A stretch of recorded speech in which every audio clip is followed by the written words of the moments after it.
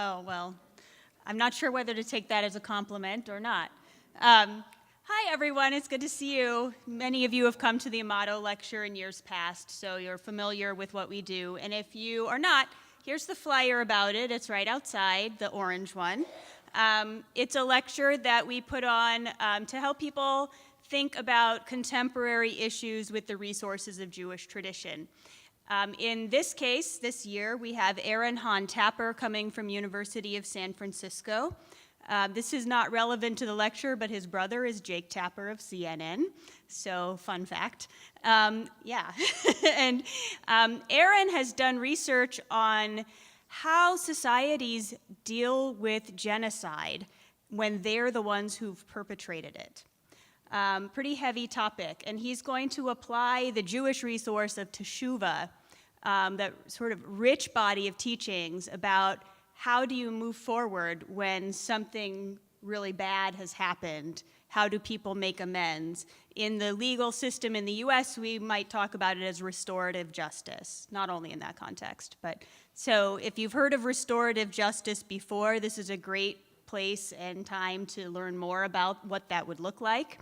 And if you've never heard about it, I invite you to make your acquaintance with it because it's a really powerful concept. So this lecture will be, the context is Australia, which made an official government apology to its indigenous peoples in 2008, and what has happened since then between the Australian government and the indigenous people who had been harmed by that government, and whether we might take that model to other places. Certainly in the US, we have several circumstances where we might apply that. But we also might think about it in the context of the Jewish people's own genocide, Armenian genocide, lots of other instances as well. So I can't say that it's like the most uplifting topic at the outset, but it should be very powerful and worth thinking about. So I would love to see you all there, 7:30 on the 14th in here. Okay, thank you. Good. Well, thank you so very much. So now next week is Purim. Come on back. There'll be 3 Purims here at VBS. At 5 o'clock, the Minyan has a traditional Purim. At 5:30 for small children in this room. And at 7 o'clock in the big room, we're going to have Broadway show tune Purim. So there's no business like shul business. Like shul. Anyway, please come and enjoy. And then on the 14th, Professor Thompson will lead us in the Amato lecture and talk about restorative justice. The Australian case, I was there last summer. It's really fascinating the way they have tried to recognize what they did to the indigenous people and restore some of the things they took away. One of the things, just to give you a hint, and Professor Tapper will be here to talk about that, is that every public sign, for example, for a park or a post office or a government building, at the bottom says, this land was taken from indigenous peoples.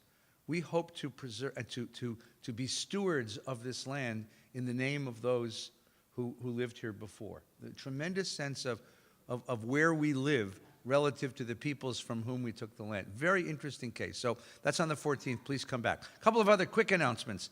Friday night, this coming Friday night, Erev Shabbat, we have Tamarim, a beautiful musical service in the Sephardic tradition.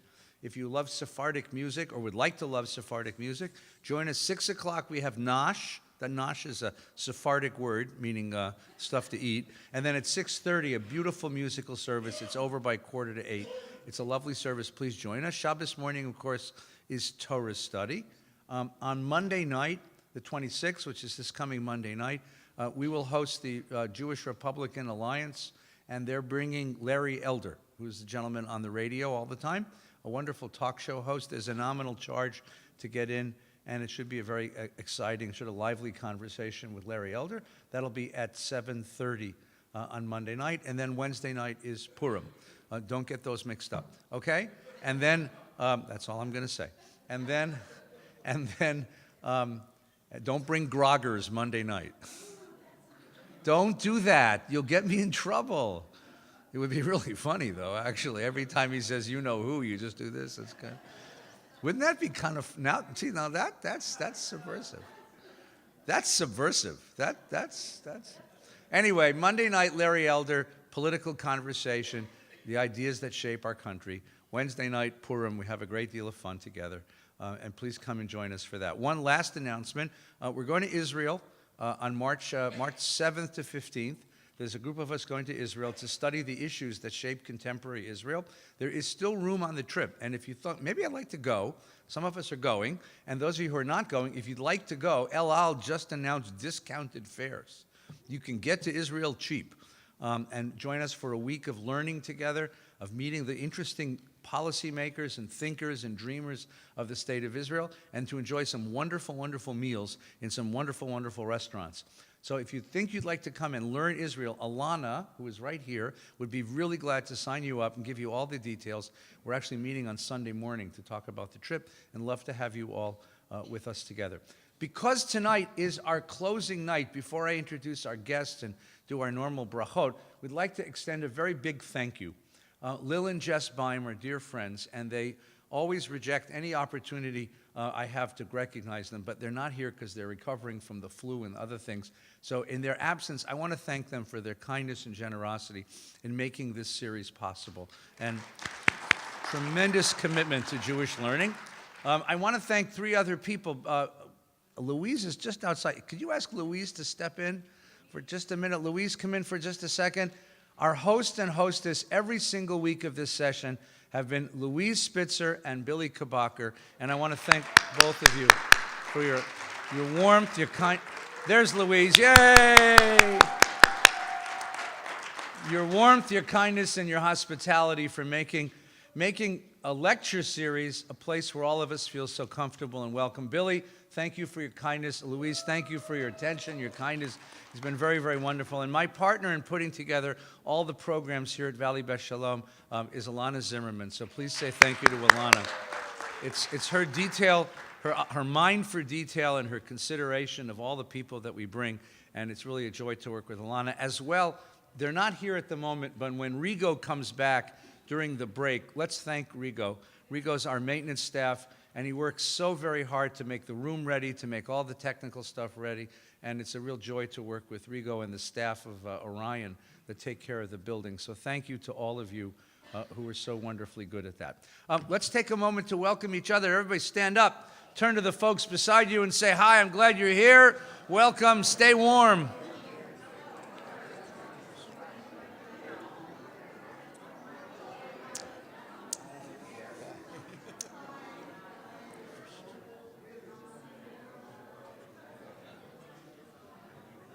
And now, before you leave, put your arms around each other. Draw each other close.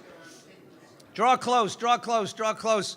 Share a bracha with me. Baruch atah Adonai, Eloheinu melech haolam, asher kidshanu mitzvotav etzivanu la'asok b'divrei Torah. Yaseh shalom, yaseh shalom, shalom aleinu ve'al kol Yisrael.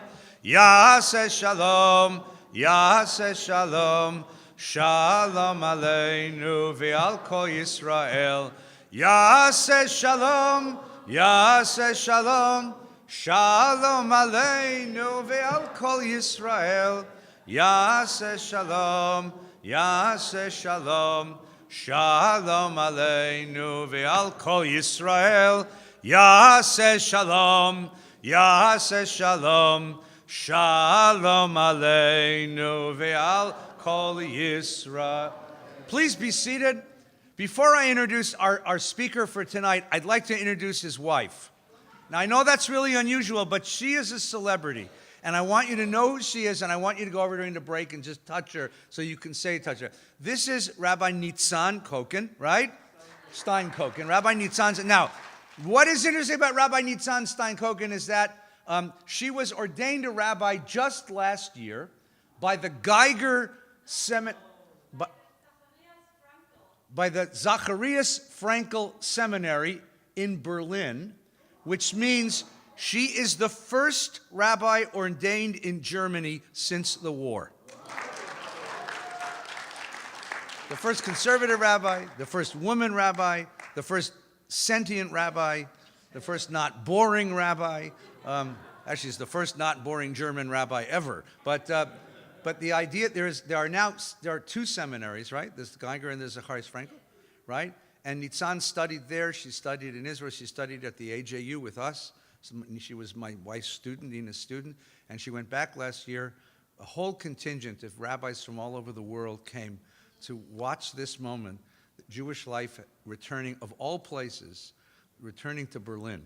And this is the first rabbi ordained in Berlin since the war. So go over, during the break, go over and offer her a brownie, okay?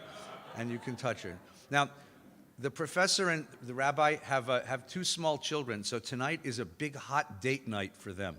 Because the kids are home with a babysitter, and we took them out to dinner tonight, treated them to the beautiful meal, and now a wonderful lecture. Professor Daniel Stein-Koken, who is our teacher tonight, is going to help us understand, in the course of modern history, we talked about the events that shape contemporary Jewish history. Last week, we talked about the religious movements that emerged in modernity. The week before, we considered the Holocaust and how it affected life here in Los Angeles. Tonight, we're going to talk about Israel, Jewish sovereignty, the fact that Jews return to their own country, can control the conditions of their own existence, have power in the world. And our guide for this is Professor Daniel Stein-Koken. Professor Koken is actually grew up in West Los Angeles, had his bar mitzvah at a Dat Shalom synagogue, where he was taught his Haftorah by Cantor Sam Fortis, right? So you know that he knows it, right? Knows it well. He has a PhD in Jewish history from Harvard. He is an expert in Italian Jewish history of the late Middle Ages, early modern period, with expertise in many other areas of modern Jewish history.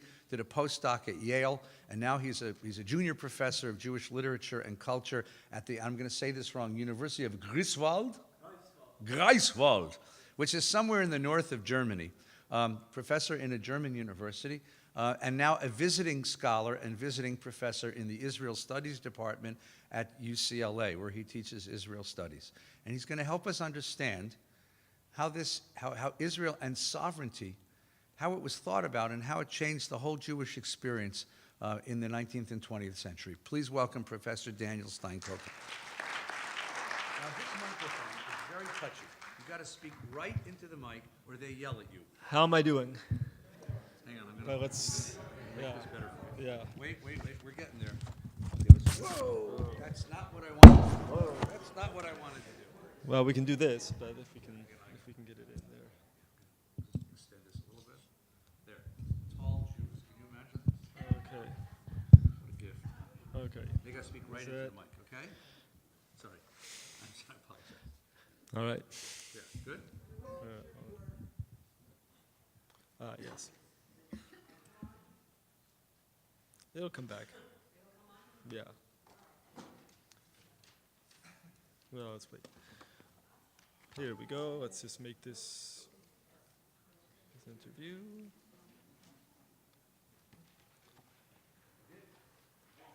All righty. So, Erev Tov, good evening. So before I begin, I'd love to convey my gratitude to Rabbi Ed Feinstein for the kind invitation to come speak here this evening. Also, thank you to Ilana Zimmerman for all the careful attention to all the logistical aspects of this presentation. And indeed, I'm really delighted to be back here at VBS for what I think is definitely the first time, and what I'm gathering is about 37 years or so. I recall coming here on a few occasions for Simchat Torah as a very small child, and I can still see in my mind Cantor Fortis actually up on the bima, swaying wildly as he's singing Annenu, Annenu, Yom Korenu. It made a real impression on me as a child, and as you heard, he later trained me for my bar mitzvah at Adat Shalom. So I'm a little bit nervous tonight, so Aneni v'yom koreni. No, it's fine. Anyway, so it's been a while, and I'm certainly overdue for a return. But this one comes on far more challenging terms, since our topic is at once so vexed and yet so important, and hopefully also so interesting. We'll see. So as my Hebrew title, Ein L'Tzion Sophia, as you see there, taken from Israel's national anthem, the Hatikva, suggests, my hope tonight is to cast a close, sympathetic, loving, but also skeptical eye at the Zionist enterprise, its strengths and weaknesses, achievements and failings, and most especially its inner contradictions. Whence did the idea of a Jewish state arise? Whence did the idea of a Jewish state arise? Hold on, let me get this out of the way. Let me back this up a little bit so I can stay. All right. Okay. So yes, whence did the idea of a Jewish state arise? What has its establishment meant for our understanding of Jewish history and identity? And where do we envision it heading from here? What were Zionism's initial goals? To what extent have they been achieved? What unanticipated consequences emerged along the way? And how do we make sense of the many paradoxes inherent in Zionism? Here I'll mention but three, but perhaps we'll come to others a bit later. So Zionism, one and the same time, is both a fulfillment of millennial Jewish longings and also a rebellion against traditional Judaism. Zionism at once created a proud, strong, free Jew, but also accepted and internalized Gentile and indeed some anti-Semitic stereotypes about Jews. Zionism sought to solve the Jewish problem, but arguably it's become something of the cause of the Jewish problem. How do we make sense of those contradictions, those paradoxes? So that's a lot of questions and issues that I put out there. And I don't actually think that I addressed quite all of them in my formal text, but I put them out there because I hope that we will also address them in the question and answer that will follow the formal lecture. Okay, so there's of course never a bad time to consider such issues, but the approach of the State of Israel's 70th birthday, coming on the heels in 2017 of the 100th anniversary of the Balfour Declaration, 70th anniversary of the UN Partition Resolution, 50th anniversary of the Six-Day War, 2017 was a big year for thinking back, and 2018 is too, strikes me as a particularly appropriate occasion on which to take stock of a movement which, from its humble beginnings in the late 19th century, has to some degree or another won the allegiance of most of the world's Jews and become the home of approximately half of them. In order to take stock of Zionism, we would do well first to consider the significance of sovereignty, specifically Jewish sovereignty, in our tradition. The central concepts on this front are God's gift of the land of Israel to the people of Israel in perpetuity, according to our tradition, and his promise of the eternal validity of Davidic kingship, as, for example, we find this in many places in the Tanakh, but you have a few examples on the handout sheet. The second book of Samuel, your house and your kingship shall ever be secure before you. Your throne shall be established forever. Talking about the Davidic line. And most famously in Genesis, book of Genesis 49:10. Now 49:1, this chapter, as you probably know, involves Jacob basically on his deathbed recounting to each of his children what awaits them, as it says, Ba'acharit hayamim, at the end of time, what's going to be the fate of each of his children and their descendants. And what he says to his son Judah is, or about his son Judah, is that the scepter shall not depart from Judah.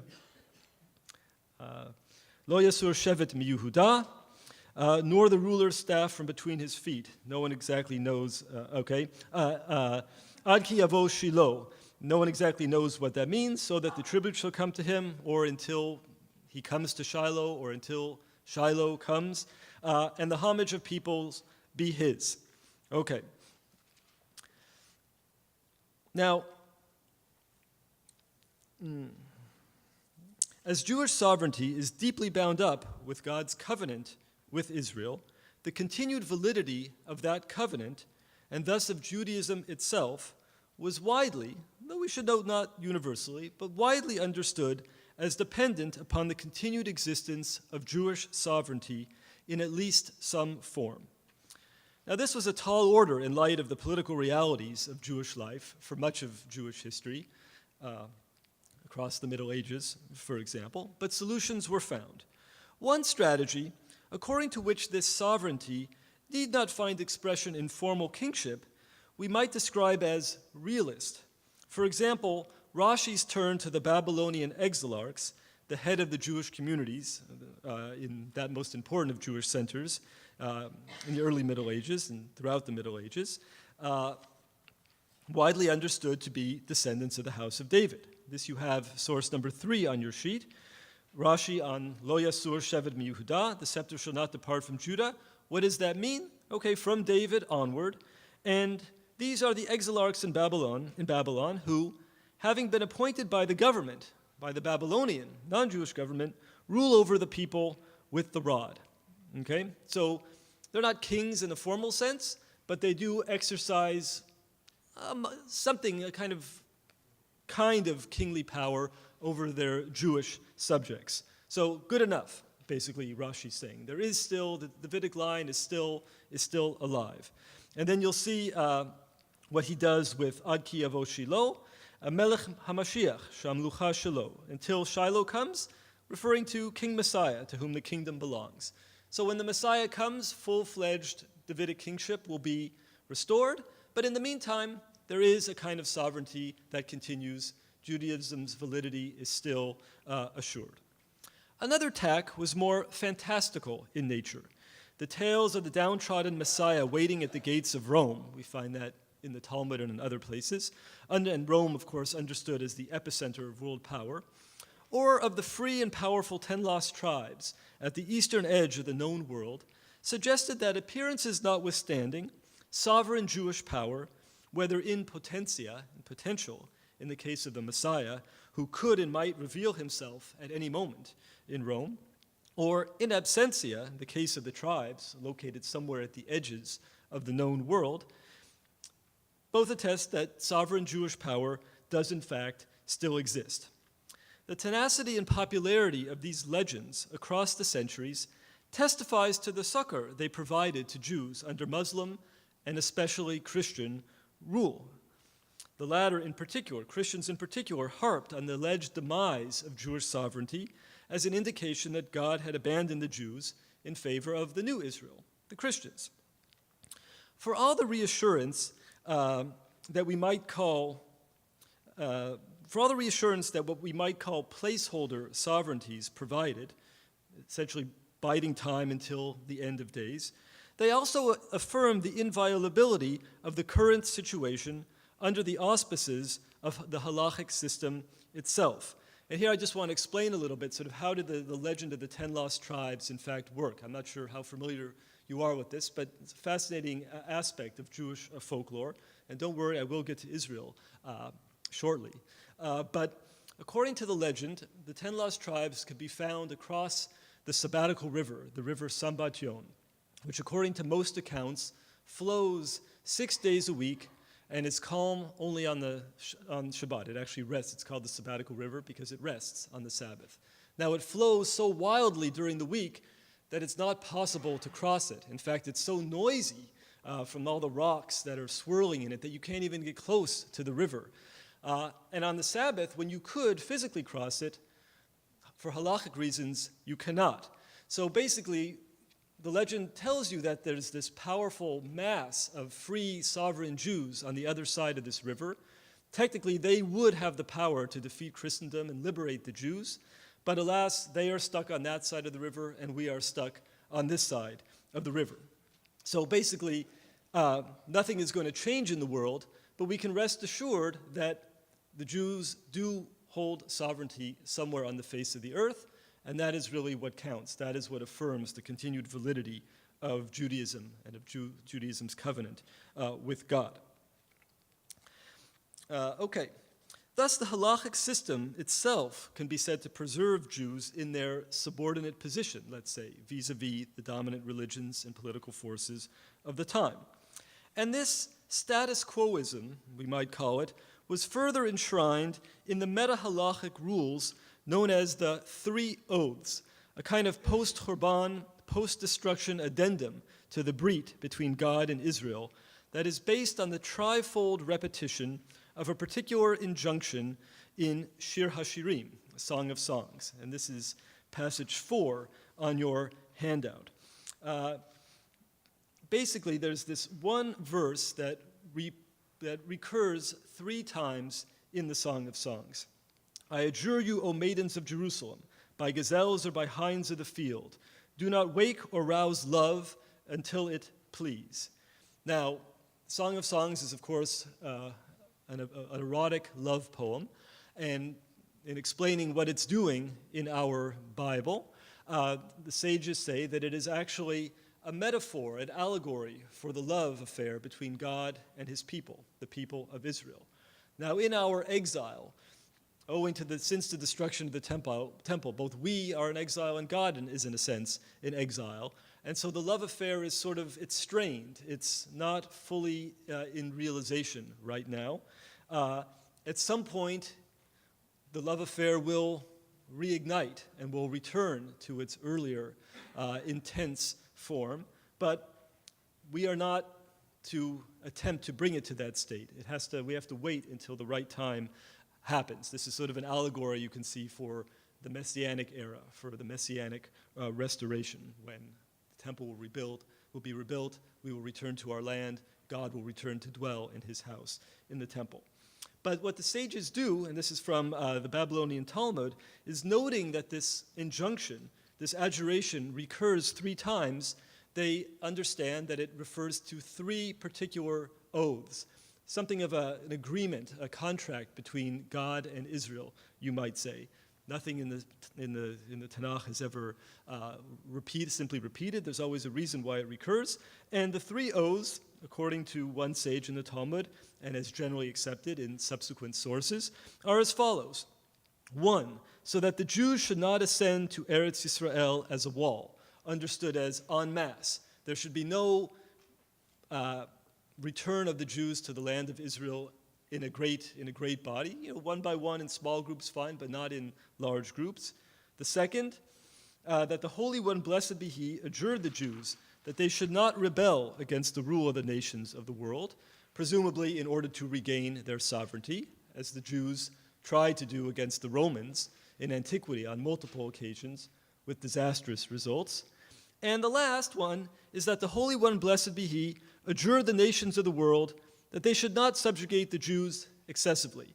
Yes, the Jews will be oppressed, but God here promises that they won't be overly oppressed.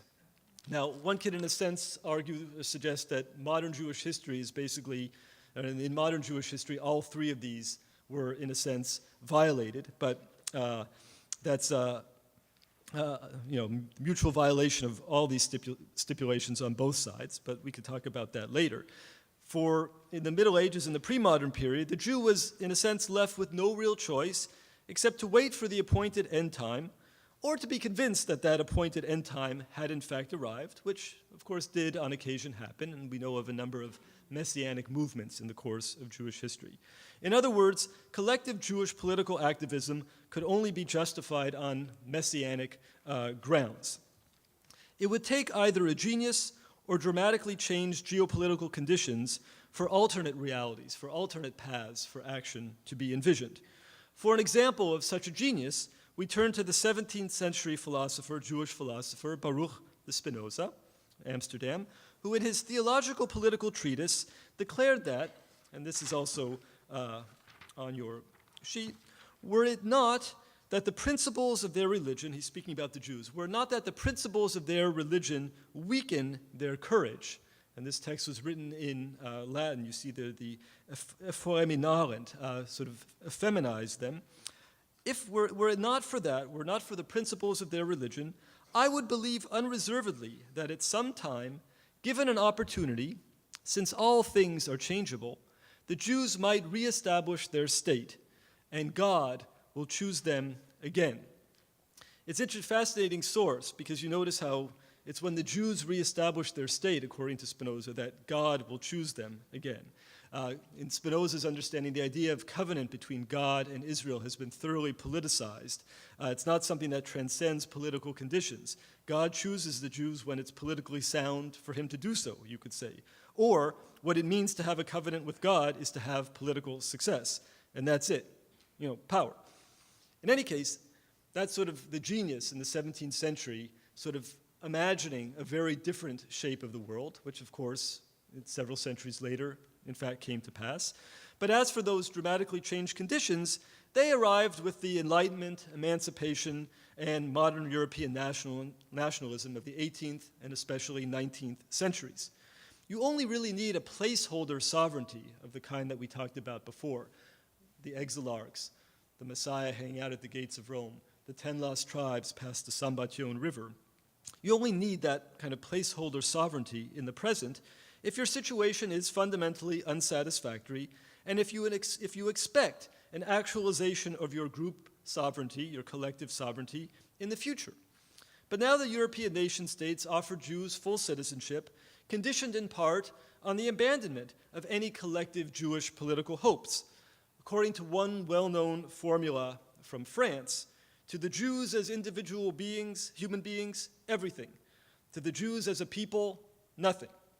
Jewish assimilation as individuals into the European nation-state, this was one possibility, one eagerly welcomed and pursued by a great many Jews.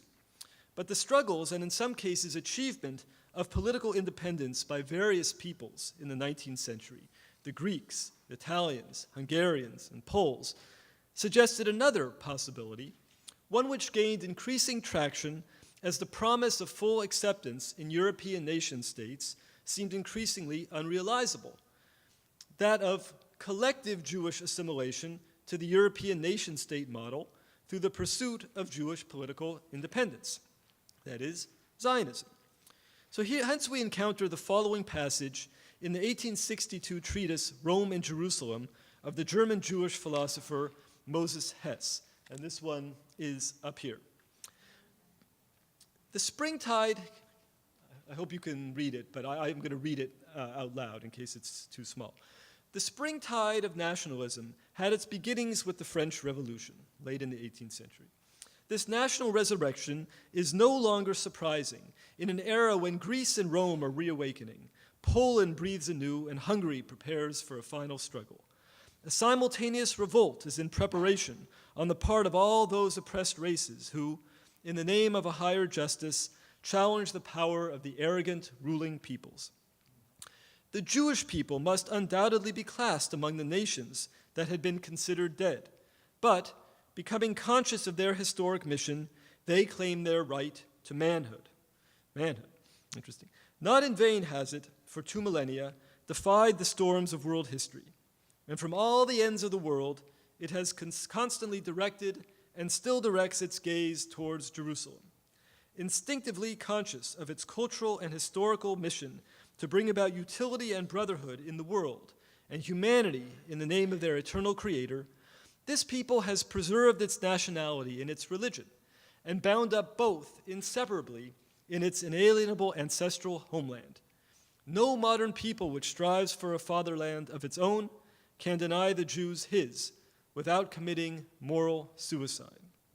So this text, one should note, was very little noticed in its time, and the fact that we really know about it, or that it's become sort of canonical, is because it was later rediscovered by Zionists when the formal Zionist movement got underway.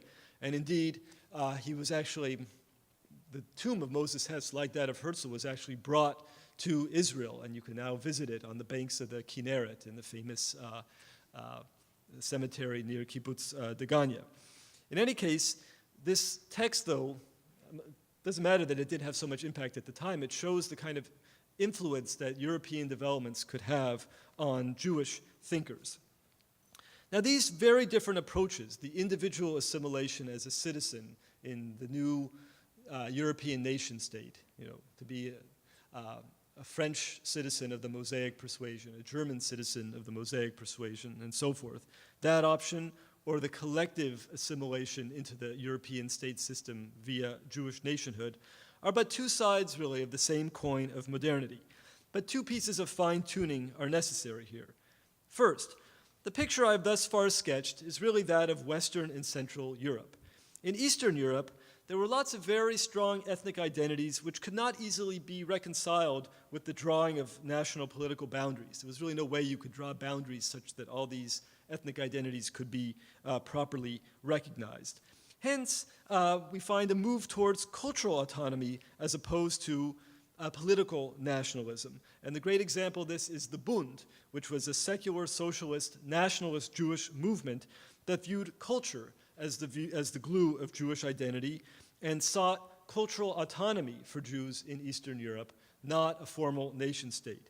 And it's interesting that the Bund was founded in 1897, the very same year in which Herzl convened the first Zionist Congress in Basel, Switzerland. The Bund, indeed, it's quite substantially forgotten today, but it was extremely important in the early 20th century, especially in interwar Poland, where it was really the major political force among the vast Jewish community there, and really was influential down to the Shoah, when political and demographic realities rendered the notion of Jewish cultural autonomy in Eastern Europe moot. So thereafter, the Bund and its ideology gradually withered away, but it shouldn't be forgotten, if only because its existence offers us today the salutary reminder that Jewish nationalism need not express itself only in terms of formal national statehood. And indeed, alongside Herzl's political Zionism, there was also the cultural or spiritual variant most closely associated with Achad Ha'am, the pseudonym of the Odessa-born Asher Ginsburg.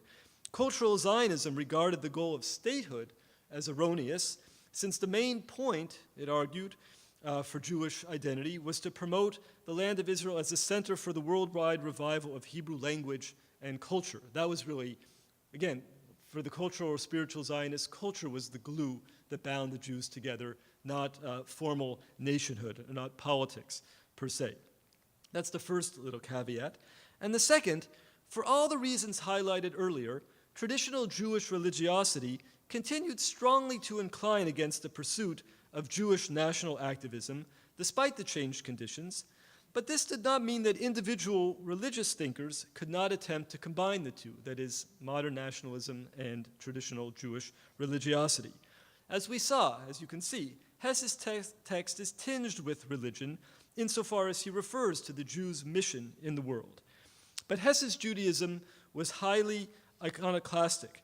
You'll note that he describes the Jews' mission as cultural and historical in nature, and describes the Jews' religion as having preserved their nationality. In essence, for him, the task of Jewish religion was, in a way, to preserve, kind of frozen across history, Jewish nationality. So, and this makes me think of a well-known Jewish historian, Yosef Chaim Yerushalmi, taught for many years at Columbia University.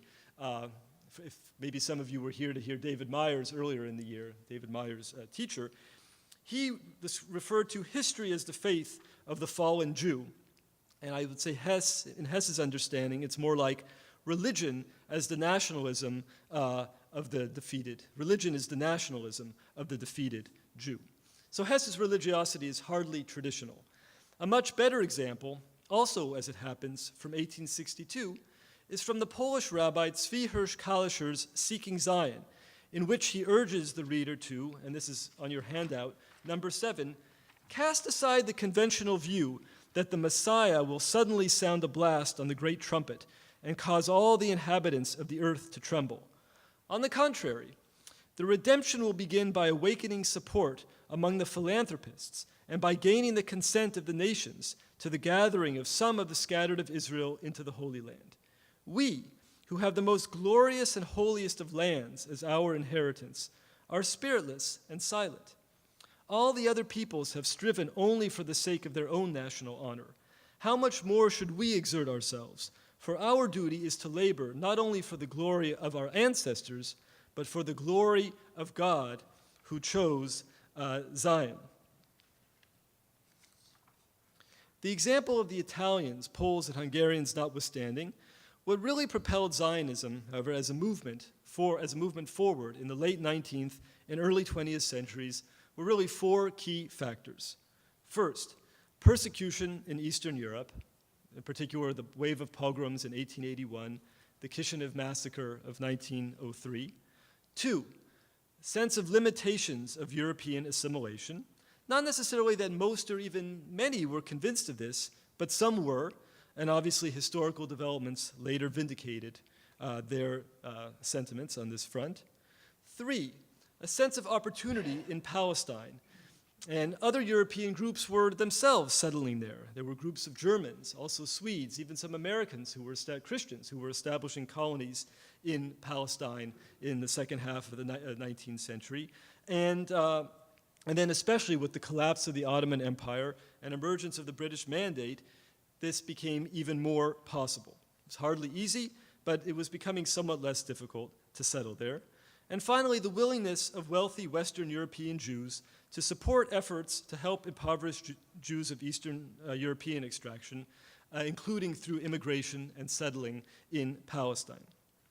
Now, prior to Herzl's political Zionism, that again emerged at the very end of the 19th century, an important, if nonetheless largely unsuccessful initiative, Bilu, which grew out of a group of Jews who were from Kharkov in the Ukraine, and this term Bilu is an acronym for O House of Jacob, come let us go up. It's a citation from Isaiah. It is fascinating to observe how the emergence of Zionist programs for the future at this time, in groups like Bilu and others, is simultaneously accompanied by a rewriting or at least reshaping of attitudes concerning the Jewish past. To chart this, let's start by taking a look at a passage from the traditional festival Amidah for the Musaf service. And this you have up here. Because of our sins, we were exiled from our land, far from our soil, and in brief, we are not able to serve you in your temple. May it be your will, Lord our God and God of our ancestors, compassionate King, that you will return and have compassion for us and for your sanctuary, and build it speedily and enhance its glory. Our Father, our King, speedily manifest the glory of your sovereignty. Reveal to all humanity that you are our King. Unite our scattered people. Gather our dispersed from the ends of the earth. Lead us with song to Zion, your city, with everlasting joy to Jerusalem, your sanctuary. There our ancestors sacrificed to you with their daily offerings and with their special offerings, and there we will again carry out before you our required daily and special offerings. And now, alongside, let's look at the Bilu Manifesto from 1882. To our brothers and sisters in exile, if I am not for me, if I am not for myself, who will be for me? Nearly 2,000 years have elapsed since, in an evil hour, after a heroic struggle, the glory of our temple vanished in fire, and our kings and chieftains changed their crowns and diadems for the chains of exile. We lost our country where dwelt our beloved sires. Into the exile we took with us only a spark of the fire by which our temple was engirdled, and this little spark kept us alive. And this little spark is again kindling and will shine for us, a true pillar of fire going before us on the road to Zion, while behind us is a pillar of cloud, the pillar of oppression threatening to destroy us. Are you sleeping, O our nation? What have you been doing until 1882? Sleeping and dreaming the false dream of assimilation. Now, thank God, you have awoken from your slothful slumber. The Bilu program was to convince the Turkish Sultan to support the establishment of a Jewish state in Palestine, and, short of this, to establish a Jewish state within the Turkish state, again, at the time Palestine belonged to the Ottoman Empire, to be autonomous in internal affairs and in foreign affairs to help our brother Ishmael in his time of need. We will come more to this, as it were, highly naive program a little later, though I will just briefly note here that the point of Bilu in a way anticipates the later Bund program for national autonomy within a larger state structure. But the focus what I want to focus on for now is how the temple, the destruction of the temple is understood in this Bilu Manifesto, and how its presentation and understanding of Jewish history contrasts with traditional understanding as reflected in the liturgy. So the centrality of the Khurban, the centrality of the destruction of the temple, and the subsequent exile, of course, remains in the passage I just read, but the memory of that event is very different. First of all, we should note that this direct linkage between Khurban and exile is itself mythical. I mean, this idea that the Khurban, the destruction of the temple, and the exile of the Jews from their land, that those two were in a way conjoined, it's kind of a mythology of Jewish history. It's true, some Jews were taken prisoner and deported to Rome, but the vast majority were not. Jerusalem may have been destroyed, but Jewish life continued, and indeed in later centuries flourished in the land of Israel. Nonetheless, this traditional understanding that we find in the liturgy directly links the Jewish dispersion to the destruction of the temple, therefore magnifying the sense of Jewish moral responsibility for the people's fate and for the destruction. But be that as it may, what in the traditional Jewish understanding is just, albeit painful, punishment for sin, is here in the Bilo Manifesto transformed to tragic loss in heroic battle. So instead of we were bad and therefore suffered, it's now we tried our best but nonetheless lost. In other words, it doesn't mean we shouldn't try again. And whereas in the traditional liturgy, the emphasis is on divine service and on the fact that we can no longer worship God properly and therefore appeal for divine compassion, in the Bilo Manifesto, the focus is on political loss. Our kings and chieftains lost their crowns, it states. It's not entirely clear, actually, who these kings and chieftains would have been at this period. So in short, the exile is a political tragedy. It's a political exile. But it is precisely the memory of the past destruction, here symbolized by this spark of fire that engulfed the temple, that sustains us down to the present. And it amounts fundamentally to a reevaluation of sovereignty. The destruction of the temple is symbolic now of the end of political sovereignty. Whereas in the traditional liturgy, the very issue of human political sovereignty is sidestepped by focusing on divine sovereignty, here the emphasis on the destruction of the temple means the end of Jewish political sovereignty. And this is generally how I think what the general understanding is today. We talk about the year 70 with the destruction of the temple as marking the end of Jewish political sovereignty. And this is along the same lines we sing in Hatikva of the 2,000-year-old dream to be a free people in our land. But the actual historical situation was so much more complicated than this, since in point of historical fact, the year 70 doesn't really mark the end of Jewish sovereignty. Yes, there was a revolt, there were maybe a few free years there, but actually it's a much more complicated, not entirely clear question where we would set the end of Jewish sovereignty. In a way, the Romans come to dominate over, in a sense, take over what had been the Hasmonean monarchy, that resulted from the Hanukkah rebellion, the Maccabee rebellion that we celebrate at the Hanukkah story, back in 63 BC. You might include Herod as representing a kind of Jewish sovereignty.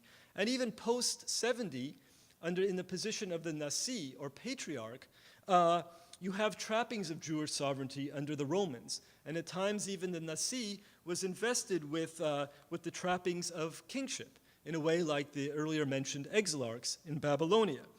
So my point is that the way that we tend to remember our history tends to very, very much simplify the question: sovereignty, yes or no, or at least in the modern period, at least in this kind of manifesto. But in actual reality, sovereignty, it's in a way ebbed and flowed, and there were various gradations of sovereignty. In any case, by presenting the Khurban as a political tragedy, this national historical approach that we find in the Bilo Manifesto cashes in upon the traditional importance invested by Jewish tradition in this event, half of our fast days after all. And by overlooking these ups and downs in the actual historical experience of sovereignty, focuses our attention on loss and therefore the need to regain. And sort of forgetting the fact that sovereignty is actually not always so very sovereign, and the absence of sovereignty is not always so unsovereign. We can talk about that more perhaps later. Also, whereas the rabbinic tradition had linked its rise, in fact, to the fall of the temple. I think the famous legend of the Yavne Rabbinic Academy being established basically directly following the destruction of the temple. So therefore the temple was destroyed, but the Rabbinic Academy immediately rises in its place. In this manifesto, there's no sense of something that sort of in a way takes the place of the temple. There's just basically this loss of sovereignty, and in essence, the people has just been slumbering all the time since. Here we see the beginnings of the notion that's so prevalent in Zionist thinking about history, of the return to history that Zionism and the State of Israel mark. This notion that Jewish history ended at a particular point in the ancient world and restarted again. It was like someone pressed pause on the YouTube video or on whatever device it was, and just sort of slept for 2,000 years and then pressed play again, as if the only history worth its salt is national political history that takes place in the Jewish homeland. And this brings us very much to the classic Zionist concept of Shlilat HaGolah, the rejection of the exile. The only things that really matter is that which takes place in the land, which leads us also to the idea that the only valid cultural production in Jewish history must have taken place in the homeland. And this is an understanding that's very prominently put forth at the very opening of the Declaration of Israeli Statehood. This is source 8 on your handout. The land of Israel was the birthplace of the Jewish people. Here their spiritual, religious, and political identity was shaped. Here they first attained to statehood, created cultural values of national and universal significance, and gave to the world the eternal book of books. One could say perhaps that in a way accompanying, as it were, the ingathering of the exiles anticipated for the new state of Israel's future, there is an ingathering of the past of Jewish history and cultural production into its land. One could, in fact, quibble with virtually every sentence in the opening of the Declaration of Independence that I just read. I'm not saying it's wrong, but it represents a particular interpretation of Jewish history that it's worth reflecting on and skeptically engaging with. Okay? Yes. But to stick with this temple, with the significance of the temple, how the destruction of the temple was understood in Zionist thought a bit longer. This transformation of the destruction of the Second Temple into essentially a political event finds numerous echoes in Zionist rhetoric thereafter. So, for example, on the occasion of his 75th birthday in 1936, the legendary first mayor of Tel Aviv, Mayor Dizengoff, think Dizengoff Center, was celebrated as the builder of the first Hebrew city since the destruction of the Second Temple. The implication being that the construction of Tel Aviv was in response to the destruction. Or one can also think of the legendary general Moshe Dayan, who in the first opening days of the Yom Kippur War, when Israel's situation was so perilous, is said to have stated, "The third temple is in danger." So in a way, one can sort of understand already in the liturgy, one can see sort of how the temple might be, in a way, the descriptions of the temple how there might be a potential for this political transformation. We pray to God, Bonei Yerushalayim, builder of Jerusalem, and the temple is referred to as a bayit, house. So in Hebrew, semantically, one can very easily pass from one kind of builder to another, from one kind of house to another. But I want to share with you one other source that I think nicely showcases how Zionism could position itself as a response to the temple's destruction, a rebellion against lamentation over the temple, and indeed a rebellion against humility before God altogether. And this is from the year 1906, and on Tisha B'Av in that year, a prospectus was issued encouraging the purchase of land for the new neighborhood that would become the city of Tel Aviv, just to the north of the ancient city of Jaffa. To release such a text on that of all days, on Tisha B'Av, on the 9th of Av, one should be mourning for what was, not working to create something new. The person who released this text, I asked myself, he probably also had in mind the rabbinic tradition that the Messiah will be born on Tisha B'Av. That is, that even as Tisha B'Av is commemorating this great tragedy, it's also in a way the day on which the recovery from that tragedy will begin. So Tel Aviv as the secular messianic response in the early 20th century to the destruction of Jerusalem in the first century, it is a radical and tantalizing possibility. But there is more here, for in describing his envisioned new city, what would become Tel Aviv, the author insisted that its population will be 100% Hebrew. Hebrew will be spoken here, where purity and cleanliness will reign, and concluded with his appeal with the injunction, "Let us build a city in Israel. Hava nivneh lanu ir b'Yisrael."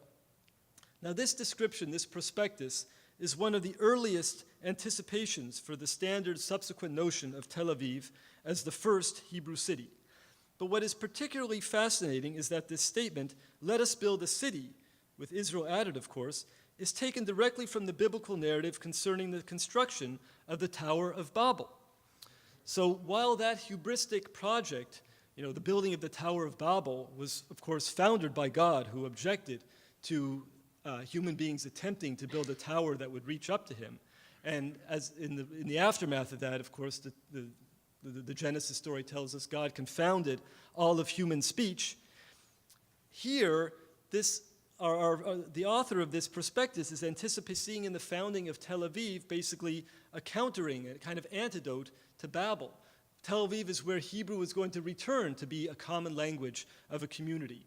So it's really quite a striking image, Zionism as the antidote not only to the destruction of the temple, but also as an antidote to Babel, one could suggest. And I just want to, hopefully this will work, I just want to play sort of one little brief segment of a Zionist propaganda film from 1935. This is actually the first full-length feature film produced in the land of Israel in 1935. And pardon me 1 second as we get there.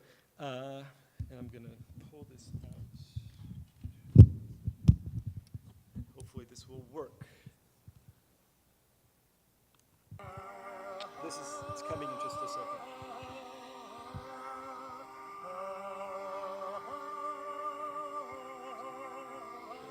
Can you hear this at all? Yeah, okay. It's coming in just a second, so.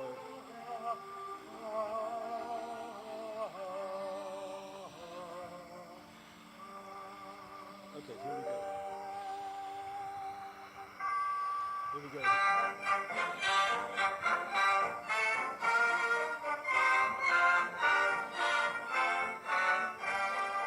Not less wonderful than the Jewish colonies of Palestine are the Jewish cities, of which Tel Aviv, with its more than 100,000 inhabitants, stands in the place which was wilderness 25 years ago, sands and cactus where jackals roamed.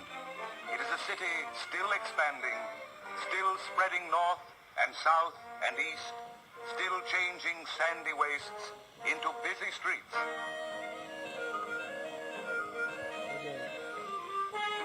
You get the idea. So I don't know if anyone recognizes that melody. Bum, ba, ba, ba, ba, ba, ba, ba. It's a wonderful Yiddish song that basically is, oh ja, amen ve'amen, das ist wahr, Moshiach wird kommen, heintig Yor. Basically saying, amen, amen, this is true. One thing, this is certain that the Messiah will come in this current year. But of course, in Yiddish, that was sung as a kind of insistence, ever hopeful, that, oh yeah, maybe finally this year the Messiah will come. And I want to suggest that in this film, by sort of playing this melody against the backdrop of Tel Aviv rising from the sands and spreading before your eyes and spreading to the north, east, and south, well, it couldn't go to the west, of course, because there was the ocean. In essence, what was in Yiddish was sung year after year in vain, is in Hebrew being realized as we speak. Okay, so let's just see if okay. Let me go back to the PowerPoint here. So it's hard to know just how seriously to take such statements and moves in Zionist rhetoric, but the very fact that they are undertaken itself reflects Zionist daring and rebelliousness against traditional Judaism. And sort of another interesting instance of this, the Bilu members, they, for the most part, remain largely traditionally observant, and their manifesto closes with the following statement, with an amended Shema. Hear, O Israel, the Lord our God, the Lord is one, and our land Zion is our one hope. This is sort of an amazing juxtaposition. The Lord, the Shema, the Lord our God, the Lord is one, and our land Zion is our one hope. The land is our hope.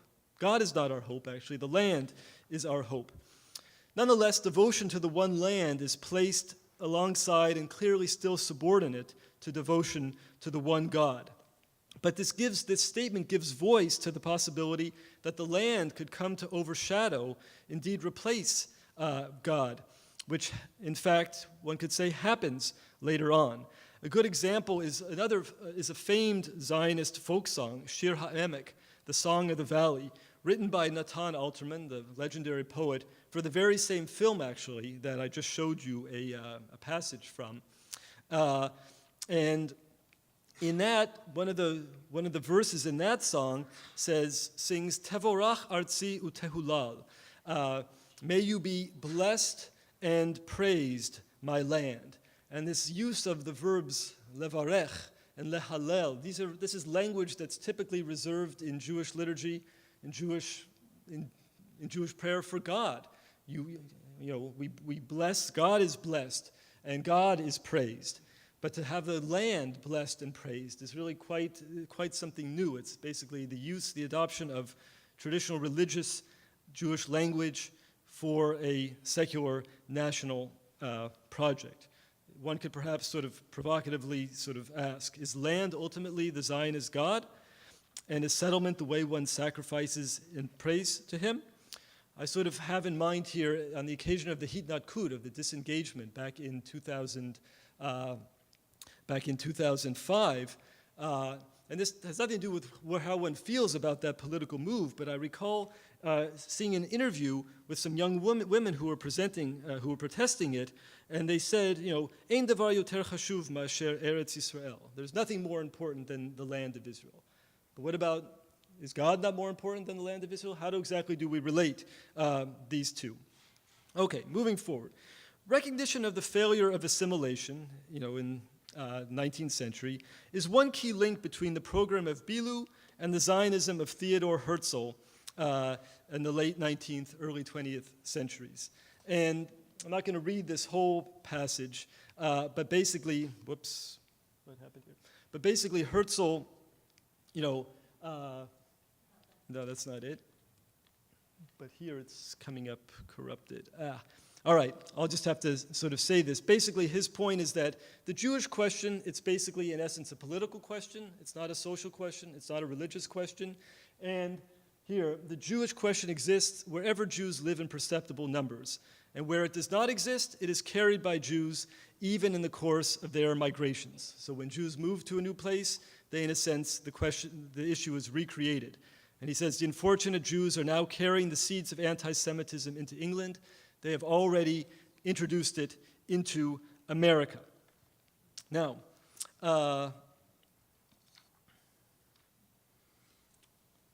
and so Herzl's response, of course, was, let sovereignty be granted the Jewish people over a portion of the globe large enough to satisfy the rightful requirements of a nation. The rest we shall manage for ourselves. Now, here we see how distinct Herzl's aims are from traditional Jewish thinking about sovereignty. There's no contamination or overlap with Jewish messianism. For Herzl, this portion of the globe really could be anywhere. It didn't even need to be in Palestine.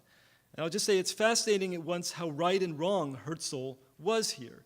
Wrong about prospects for Jewish life in America. Right, unfortunately and tragically, and for him unexpectedly, tragically right insofar as the presence of Jews in Palestine also aroused great opposition. And I guess I would say, thanks to his Eurocentric perspective, he couldn't conceive of the US and Canada as being fundamentally different from the European societies, in which they seem to be, though of course we do have blood and soil, unfortunately also this side of the Atlantic too. And also thanks to his Eurocentric perspective, he couldn't quite conceive that national sentiments might emerge in new places where Jews would go. But of course, he was writing at a time when it was normal for Europeans to move and settle, establish themselves in other parts of the world. And so there's, in essence, a deep paradox in Herzl's Zionism. The very Europe among whom Jews can under no circumstances stay is the key to Zionism's success. And this is actually a theme that maybe we'll bring out more in the Q&A, that as much as the Jews wanted to flee from Europe, it was also Europe that actually made Zionism possible, and that actually in critical years, including the early years of Israel's statehood, made actually Zionism, Israel actually a tenable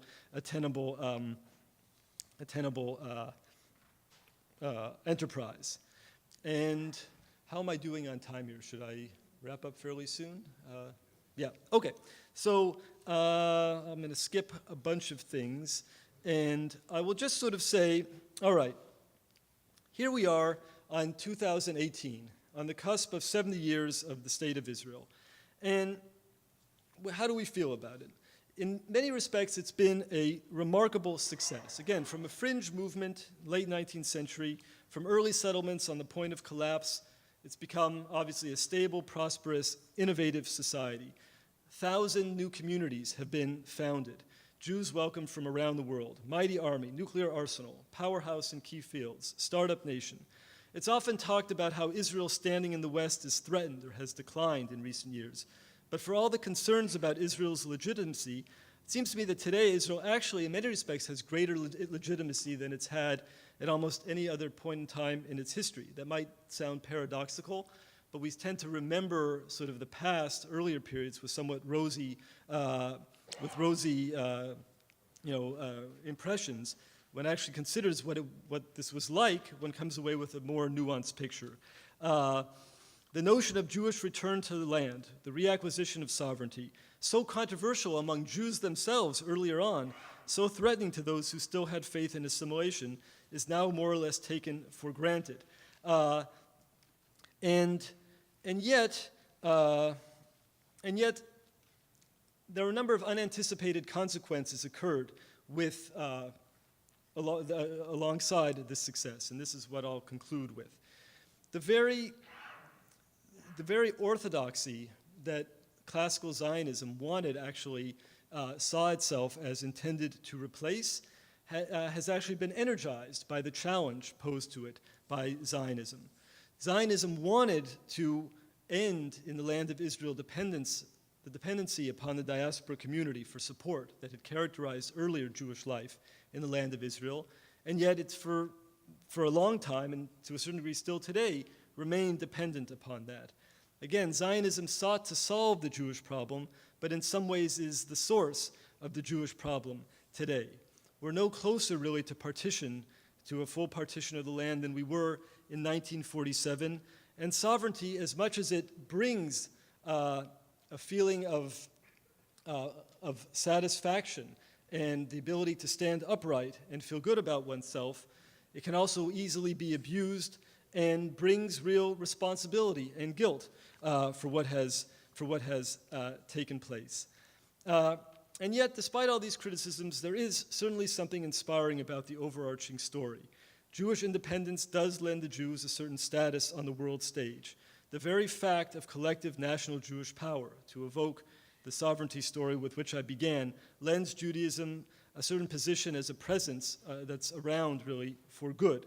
And we see this really in the way that the Christian world has really come much closer to acknowledging Judaism's staying power, and has, in many areas of the Christian world, has abandoned the notion of supersessionism, the notion that Christianity replaces Judaism, and sort of acknowledges Judaism as something that will, in fact, be around and is legitimate in the long run. And yet it's perhaps also a good thing that Zionism hasn't completely, entirely taken over the Jewish world. At the end of the day, I am a Zionist and a diasporist.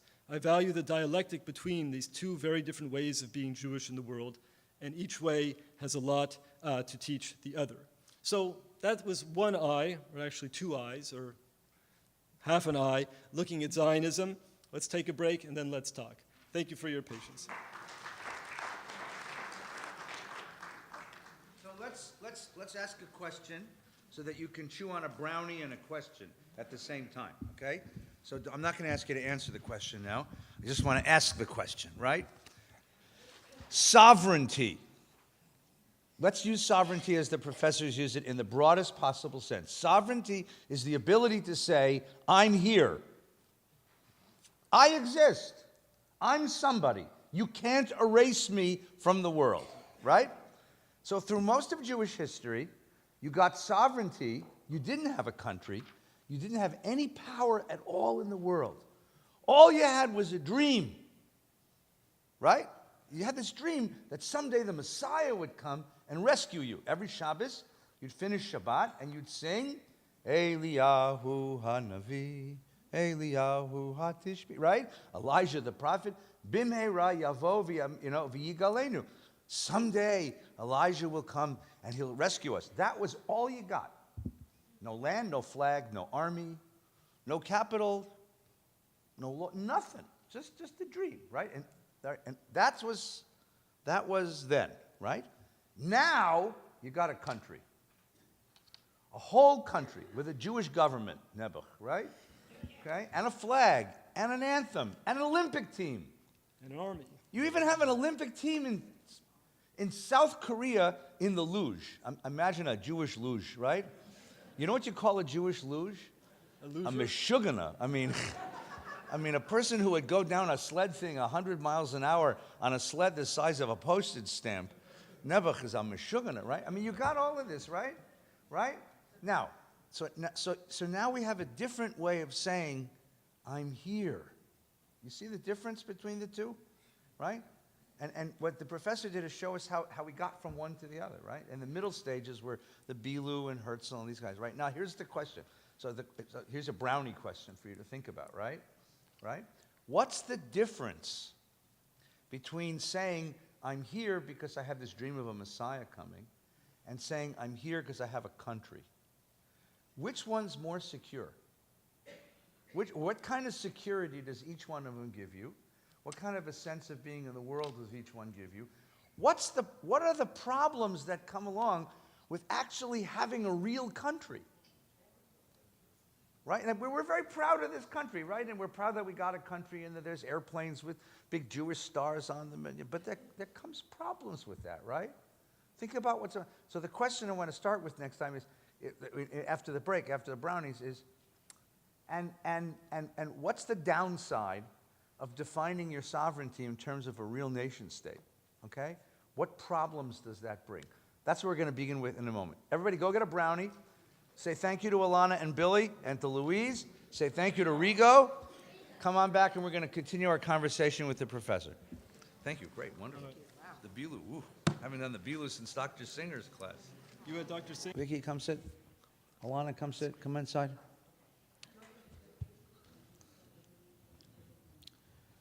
Okay. Before we get back to Zionism, I actually want to ask you a very personal question, if that's okay. Me. Yes, you. You, Professor. Yeah. Yes, sir. Yeah. Right. So I, for a moment, we wanted to say thank you to all those who made this possible. I want to thank Rigo for all of his efforts in setting and resetting and making all this possible. Rigo, thank you. Muchas gracias. Thank you for your kindness in taking care of us so much. Thank you. Thanks so much. Okay.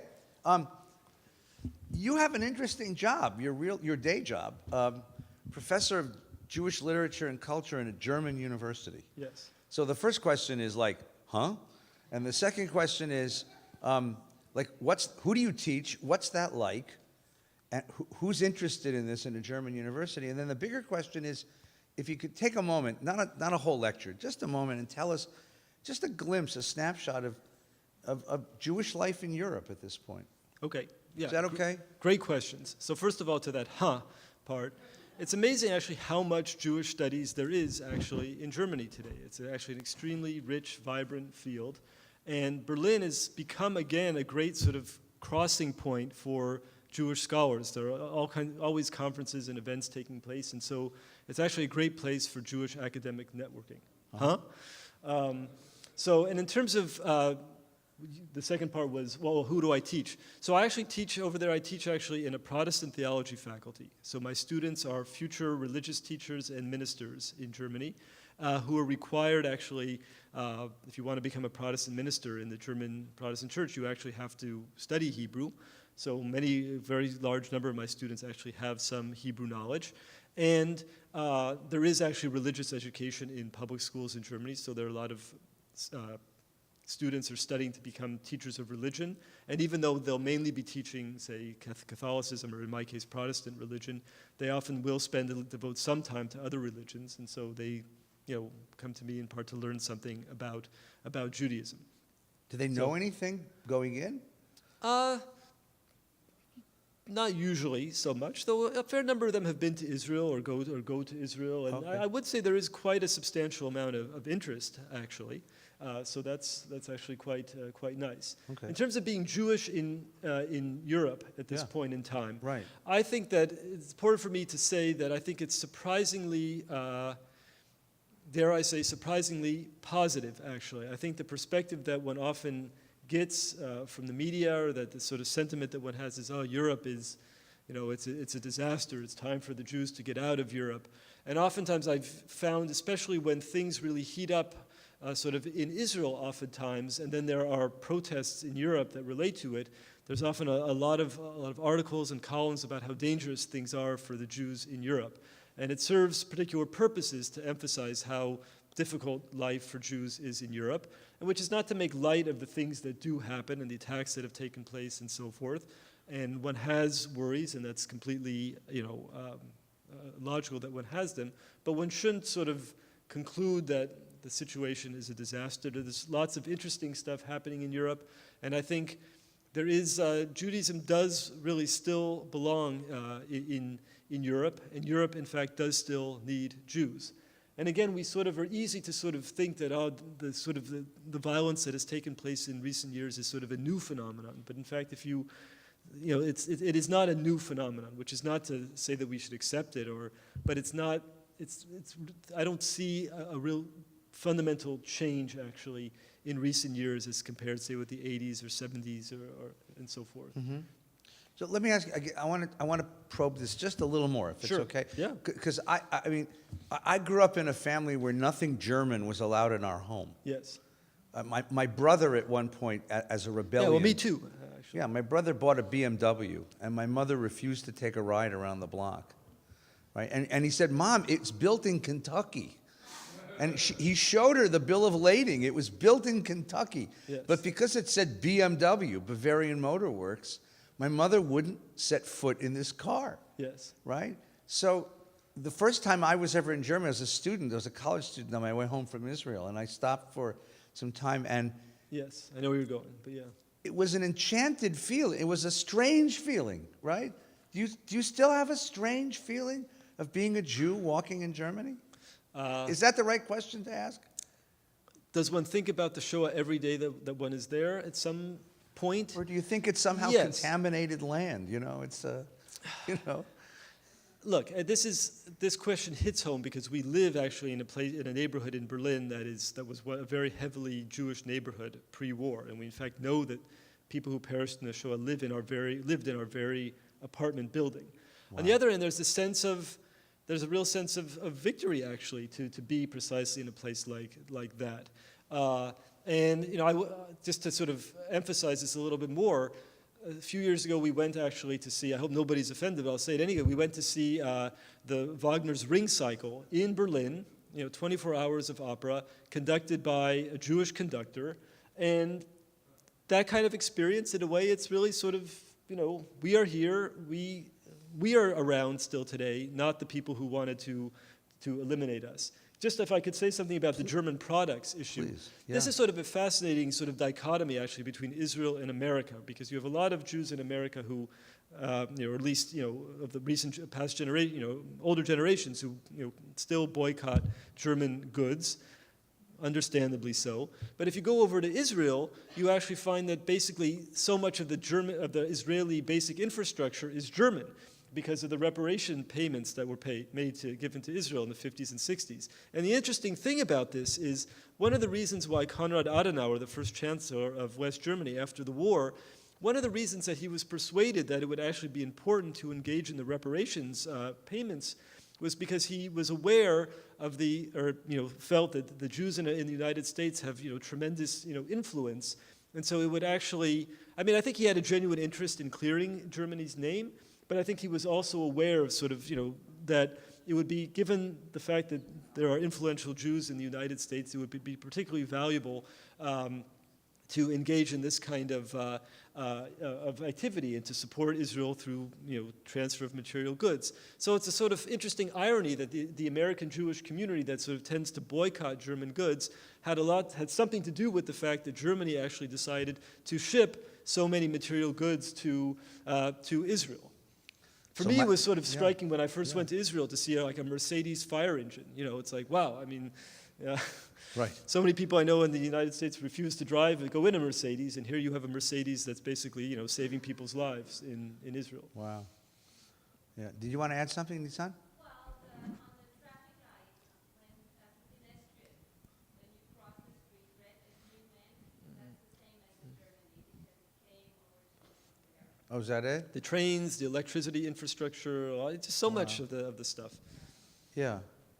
Yeah, the cabs, the better cabs are all Mercedes cabs in Germany. Let's go back. I want to go back to the talk you gave, because you made some points which I think that I don't want them to get lost in the lecture. enough, yeah. So I want to contrast these two states of being. Yes. If I invest my sovereignty, if I invest my sense of I'm here in a messianic dream, which is what you said we did for many, many, many generations, right? And then comes Zionism, and now I invest my dreams in an actual existing nation state, right? A real country, okay? Yep.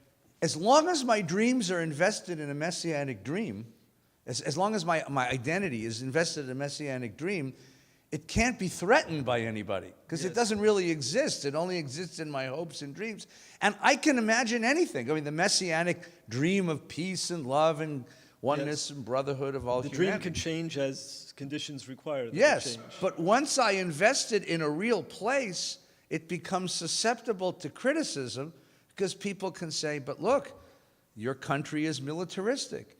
Your country, I mean, all of the kinds of criticisms that one hears about Israel. Yes. So what happens to our identity when sovereignty moves from the dream to the reality? Yes, and one could also, I mean, God forbid something really terrible happens, or, you know, Right.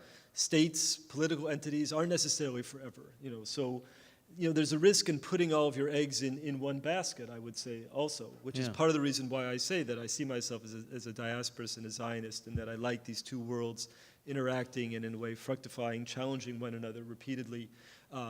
Also because Jewish identity, I don't think at the end of the day that it can be reduced to a national identity or a religious identity or an ethnic identity.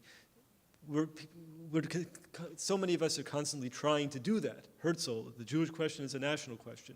Or the assimilationists in 19th century Europe, the Jewish question is a Jewish identity is a purely religious identity. But Judaism is Judaism, and it's, depending on where you are, it sort of bends or moves a little bit in different directions. But we have to maintain fundamentally that flexibility in what it means to be Jewish and what the culmination or fulfillment of Jewish longings would be. And that's why, while it's great to have a state, it should not be fully invested with all of our hopes. The other thing I'll say is that if one takes the state too seriously, one invests the state with a certain sort of power Sanctity. and sanctity Yeah. that can be dangerous to ourselves, in fact. Today in my class, one of the classes I'm teaching at UCLA is called Settlement in Israeli History.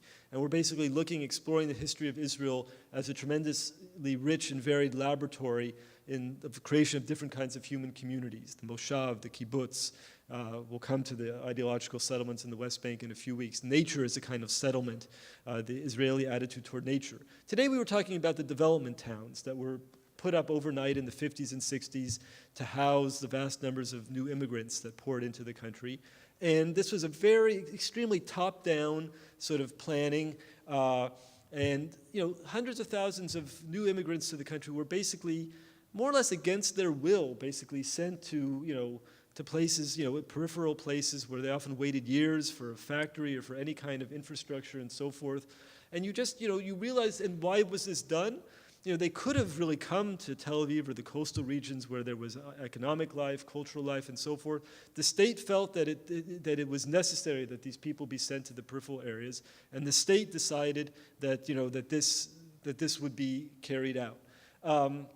So there's also, you know, and if we sort of mystify the state or revere the state too much, then we pave the way for abuses of sovereignty. And I'm not even talking about abuses, you know, with regard to others. I'm talking about abuses in a sense of ourselves, actually. But there was some other piece of your question that No, I think, this is a very interesting idea, because I think one of the moves that American Jews tend to make or at least American Jews of a certain generation, older, those of us who are older, is we tend to sanctify Israel. Yeah. Right? Don't get me wrong. Look, yeah. you put the flag right next to the Aron Kodesh. I mean, what does that say? I mean, you tend to sanctify it, and because you sanctify it, you excuse it from any kind of political criticism.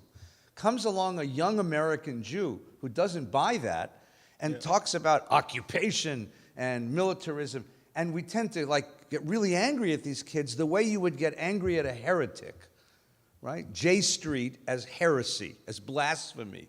Yes. Because you've sanctified this thing, and now you can't subject it to any kind of criticism, right? Is that? That definitely is a risk. Don't get me wrong.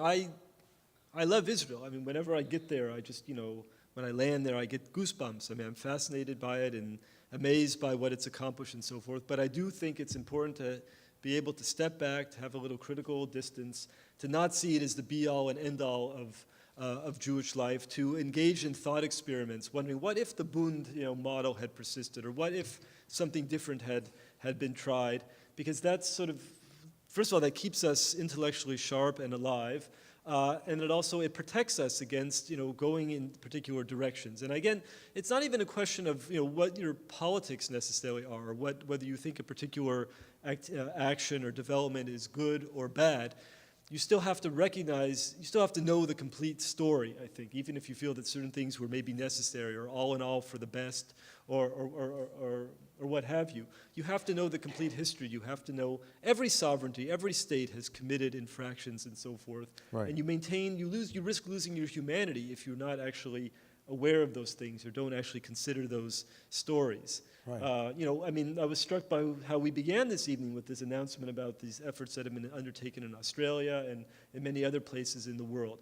And I mean, this is actually, I think an important conversation to have about Israel. There are places in Israel that were something else before what they are now, and that is typically not acknowledged in any way. Now, one can understand why that isn't acknowledged, because there is a very real risk of, once you acknowledge, you create a potential opening for things to turn into a different direction and so forth, and I totally understand that argument.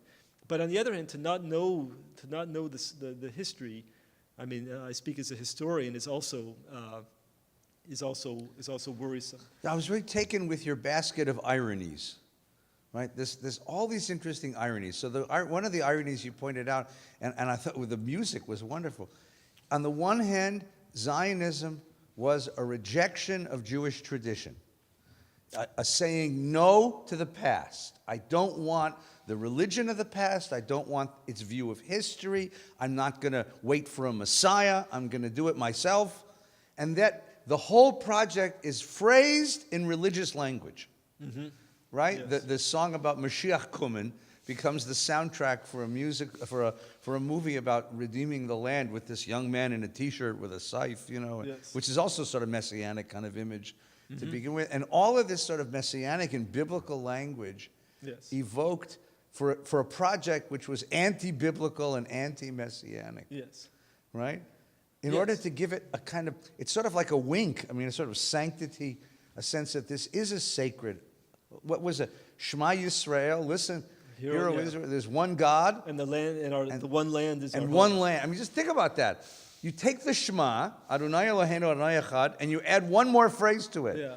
And one land. Echad plus echad. Yes, so to speak. yes. That's unbelievable. It is unbelievable. And yeah. it's a remarkable move of a bunch of former religious people saying, I don't want to let go of this. It still has a place well, in my heart. there's definitely that this is sort of, whether you believe it or not, it's the cultural heritage in a sense. So that's one part of it. Right. The Bible, it passes from being the revelation of the divinity to becoming the national epic, Yeah. So but it's more than that. It is also, I like your analogy of a wink. It's sort of, we're gonna, this language, this religious imagery, it's powerful. It speaks, it does speak to us in a certain way, whether we really fundamentally believe it or not, and we're gonna deploy it in the service of our political program. Why shouldn't we? It works in a sense. It's powerful, and it conveys a sense of grandeur to what it is that we're trying to undertake. It lends it depth. It gives it a historical weight. Yeah, so the question is, in the end, is Zionism an extension of Jewish history or a break from Jewish history? Yes. Yes, I thought so. I thought you'd say that. And I mean, that's the important thing, though, is to recognize that these things can be both. I mean, one of the contradictions that I started with, that on the one hand, Zionism is a fulfillment of millennial Jewish hopes. It is. But on the other hand, it also involved an acceptance of anti-Jewish or Gentile stereotypes or values. Yes, both of those coexist. What do I mean by that, by the way? I don't know if any of you have seen, there's a beautiful documentary called Yaldei HaShemesh, Children of the Sun, which is about kids who grow up basically now in their 60s and 70s, reflecting on what it was like to grow up on the kibbutz in the heyday of the kibbutz, in particular to grow up in communal lena meshutefet, kids growing up in the kids' nursery, not living with their parents and so forth. And there's a beautiful, not beautiful, it's an amazing passage where this one kibbutznik relates how for his father, the ideal sort of form of human life was to be a Cossack or to be a peasant or to be riding a horse naked. These are not, if you typically think of what Jews aspire to be or to do, it's not those things. And there is a way in which Zionism really internalized exactly what sort of the opposition was in a way saying, that there was something unnatural, unwholesome, sickly about the way that Jews were living. And Zionism in a way bought into that. And in a way the key to Zionism's making us feel good about Jews was in a way accepting what the non-Jews had said about us, in a sense, which is sort of it's a weird thing. And in addition, one could say, there's, in early Zionist rhetoric, there's a big contrast between the old Yishuv and the new Yishuv. The old Yishuv was the pre-Zionist Jewish settlement in the land of Israel, the Jews who lived in Jerusalem, Tiberias, Hebron, and Tzfat, the 4 holy cities. And they had, the particular way of life that they had. They were mostly poor. They were mostly studious. They were, for the most part, dependent upon donations from diaspora Jews. And then the new Yishuv, the Yishuv of the kibbutz, of the Moshava, the Moshav of Tel Aviv, secular and standing upright and industrious, and actually still dependent on a lot of donations from people abroad. Yeah. But this old Yishuv, new Yishuv, and this idea that the new Yishuv is out there to sort of, in a way, replace, has rendered the old Yishuv superfluous. It's in a way replicating sort of Christian supersessionism to a certain degree. So these are uncanny things, and these paradoxes, paradox and contradiction is the stuff of life, I think. And I guess my mode of operation is not to try to sort of undo the knot of the paradox or contradiction, but to use the contradiction as an invitation towards deeper understanding of a situation. After all, not all problems can be solved. And I'm an academic. My job is actually to create problems, not to solve them. So, Right, and today, of course, if you go to Tel Aviv, the great irony of Tel Aviv, which prided itself on being the first Hebrew city, yes, you'd be hard-pressed to find any public sign in Hebrew in Tel Aviv, right? All the signs for all the stores are in English, right? What? No, usually not even in Hebrew, mostly. And then all the big signs on all the big buildings, are Microsoft and Google and all the Startup Nation stuff, Checkpoint and all these other kinds of companies. So it's ironic that the first Hebrew city, it's easier to speak Hebrew on Ventura Boulevard than it is to speak Hebrew on Dizengoff. All right, I don't know about that, but what I will say is, No, I know it because I live on Ventura Boulevard. In the 20s, it's certainly easy on Ventura Boulevard, but in the 20s, when people were talking about Tel Aviv, the first Hebrew city and so forth, guess what? There were lots of people who did not speak Hebrew in Tel Aviv at that point in time. In a way, you needed to champion Tel Aviv as the Hebrew city, the 100% Hebrew city, because it wasn't that. You were aspiring to get to that. Now you can sort of in a relaxed way have lots of signs in English because people in Tel Aviv do speak Hebrew. Yeah.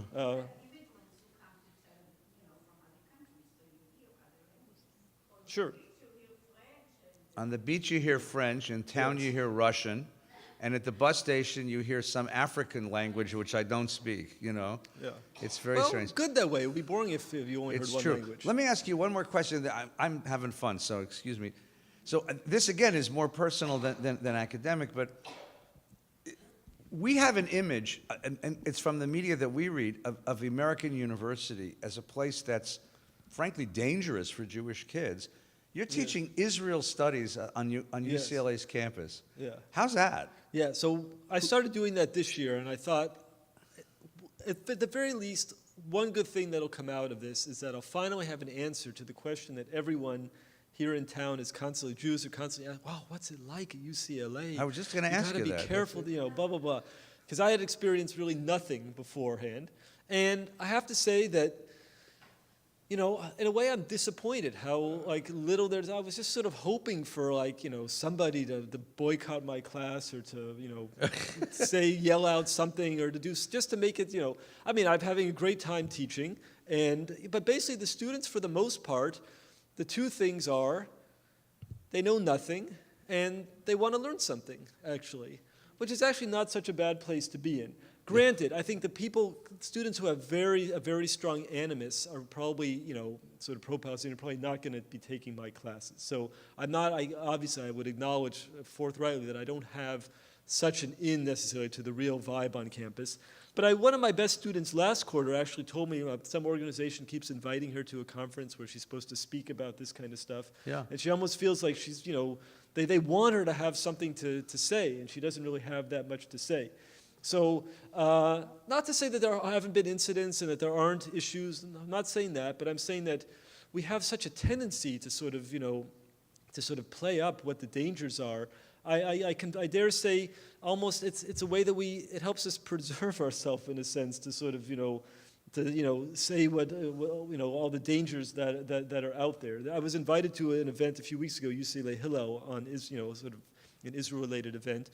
And I was so disappointed because there was this speaker who came who basically just, went on and on about how, we need to insist on free speech and open speech and how difficult it is and how Europe is a lost cause and, and I thought, what a missed opportunity. Like, all these Jewish students here, let's actually talk about some issues. Let's actually share different perspectives on Israeli political questions and so forth. Right. And all there was just that, okay, we need to gird ourselves, for the cause. Right. And it wasn't even really clear entirely what the cause exactly was.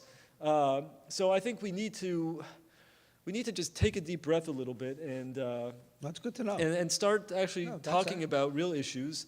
Not be scared if someone says X or someone says Y, and yeah, that's my view that's after positive. a quarter and a half of teaching Israel very studies at positive. UCLA. We have Maybe next week something terrible will happen. We have 3 minutes left, so I'm going to ask, if you ask a question, we'll get a couple of questions, and then we're going to go get ice cream. So you have to use the microphone. We'll get you next, okay?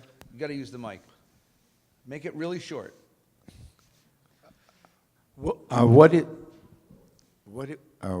is your vision or hope for the Mashiach in our time, and should he reveal himself publicly? No, first of all, it's she.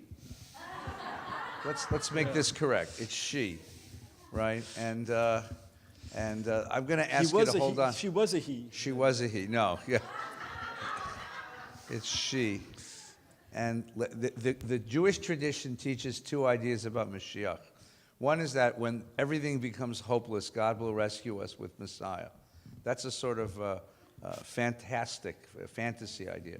The other one, which I think is much better, which is on the day that human beings get their act together and bring peace to the world, God will send the Messiah.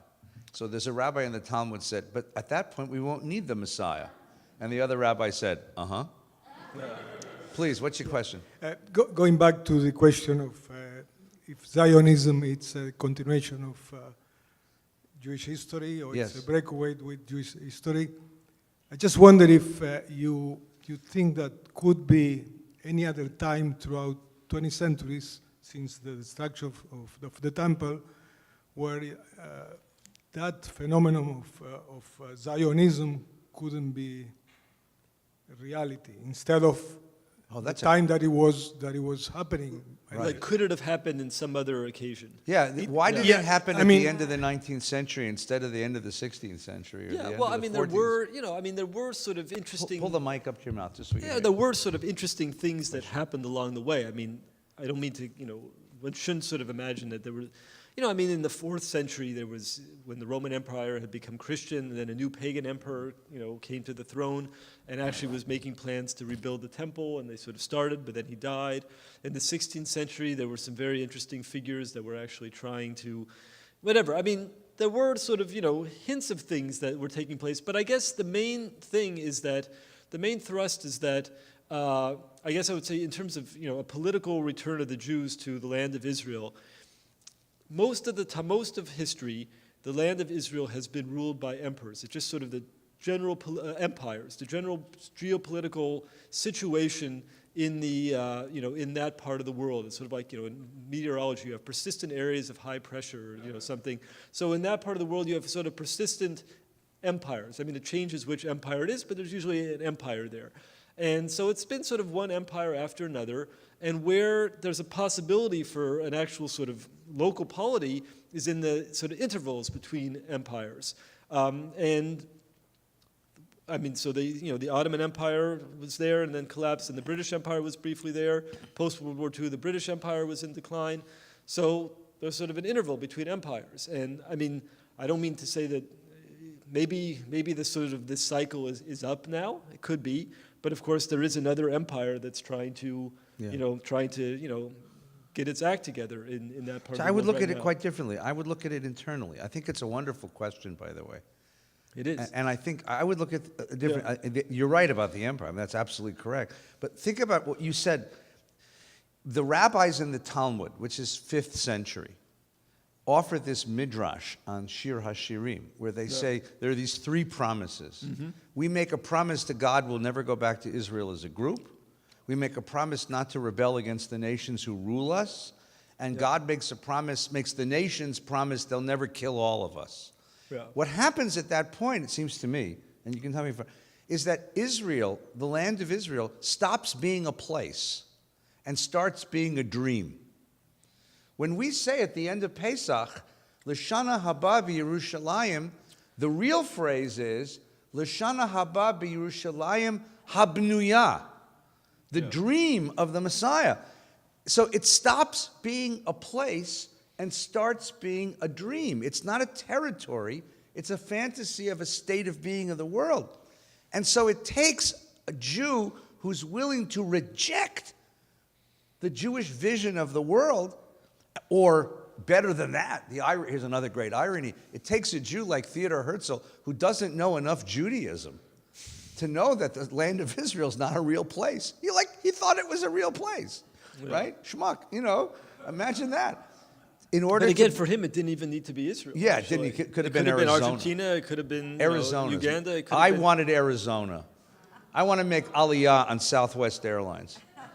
They give you a Diet Coke and a packet of peanuts and you arrive in the Holy Land. Yeah. Don't you think that would have been great?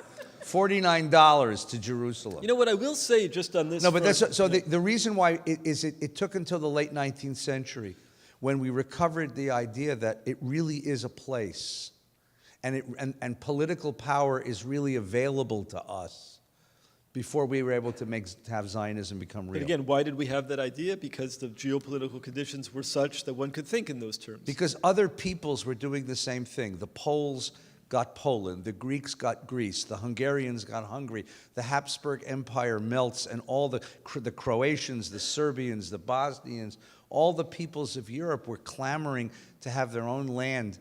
And they had this idea, well, why can't Jews?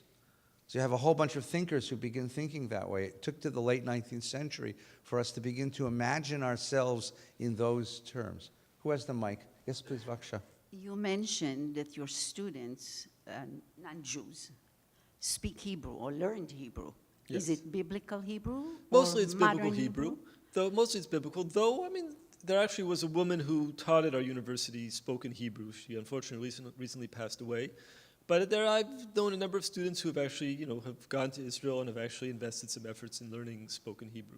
Yeah. How did the influx of the refugees affect your teaching there? I mean, I'm sure there is a lot of... Well, I teach outside of Berlin, and where I teach, I mean, there are some refugees, but I don't know, I didn't experience it so much there. In Berlin, though, you see a lot, and our synagogue community goes once a month to volunteer at a refugee center. And we've gotten to meet some of the people, and that's been sort of a very sort of moving and fascinating experience to have. You get the last question of the night, of the course, of the semester. If modern political or cultural Zionism spoke to a desire to return and rebuild Israel, where is Zionism now in the 21st century heading towards if we have a state and we have a Judaism that's flourishing? Yeah, that's really a difficult question. Like, where do you go? And especially ideologies, they like to keep going somewhere. And Zionism is an ideology, and Israel is a country it's an ideological country in its very core. What do you do once you've achieved something? Where do you go? Well, and I think that it partly explains why the settlement enterprise in the West Bank continues to have so much traction, because there is something, whatever you think about what it's done, good, bad, whatever, there is something exciting about starting a new community, going to a new hilltop, sort of continuing the cycle, revisiting what the previous generations did. There is something seductive, dangerous, but seductive about that. That's sort of on one side of the political spectrum. There's another side of the political spectrum that's looking for somewhere to go, and there have been a lot of interesting literary and artistic sort of fantasies in young Israelis in the last decade or so of imagining alternate Jewish polities or situations elsewhere. So, for example, there's an Israeli artist, Yael Bartana, who produced this film trilogy called "And Europe Will Be Stunned," which is about it's a little bit difficult to imagine at the moment, but the Poles sort of realizing that they missed the Jews so much, and inviting Jews to come back to Poland and basically reestablish some kind of new thing there. Or there was an Israeli artist journalist who was living in Germany, who came up with the idea of Medinat Weimar, he called it, establishing a new Jewish state in Thuringia, this sort of central region of Germany that's basically depopulated and sort of economically stagnant. And then there's the Israeli novelist Eshkol Nevo, who wrote a novel a few years ago called Neuland, playing on Herzl's famous fantasy treatise about what Palestine would look like in a few decades into the future. Alt-Neuland, Old New Land. This is New Land, imagining kind of new, kind of fresh start on a sort of new Jewish colonies in Argentina, like in, inland Argentina. So I think there is a sort of real hearkening for somewhere to go, or that also in a way explains the Israeli expat community that's emerged in Berlin in recent years. There's sort of, you want to go somewhere. Where do you go once you've accomplished, what you've accomplished? So that at least, very different kinds of results, but they're an indication of where the energy takes different kinds of people. That's at least a partial answer, I think, to a great Let's question. thank Professor Daniel Stein-Koken.